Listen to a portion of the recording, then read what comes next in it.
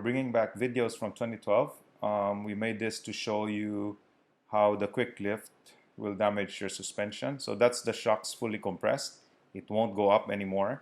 And the rubber bump stops have not reached the chassis. So all the stress is on the shocks. Now we'll try to lower it. We removed the coil spring to make this video a lot clearer and to do everything easier. Now you see the upper ball joint is fully stressed out. And some people will say, oh, we'll just replace the upper arm or use an extended ball joint. But they totally forget that you have an axle right there that's fully pulled out of its socket. And you have a lower ball joint and rack ends and tie rods that will suffer also. So we'll try to rotate the tire to show you the effect of the Quicklift.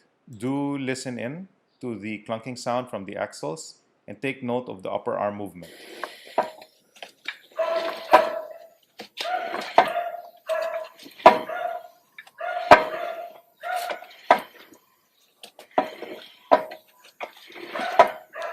Now let's look at this new Hilux with the Quicklift. You see the coil spring is almost touching the upper arm. Used to touch until the owner installed this extended ball joint. So now it gave it a bit of space up there.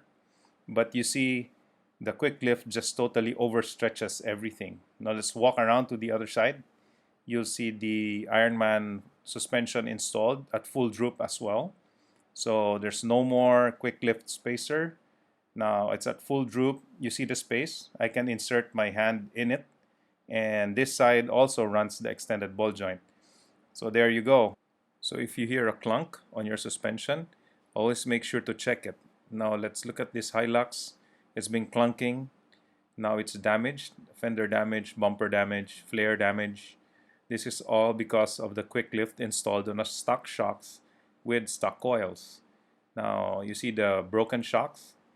And it actually did not bend. It totally broke off. So you see the bent shock, the broken mount, and the Quicklift. Now here's an example of a leaf spring with the magic shackle. And the leaf spring is all bent up. So we removed the magic shackle and we installed Ironman 4x4's add-a leaf. And it fixed the bend in the leaf spring.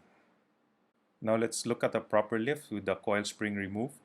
Now that's full compression. You see there's still space left in the shocks. But then if you look, our bump stops are touching the chassis as they should. And let's try to bring it down to show you the effect on the ball joints. So we'll lower it and then you will see that the ball joint is not stressed out. The shock length controls the extension travel. And this will not touch the coil springs if they are present.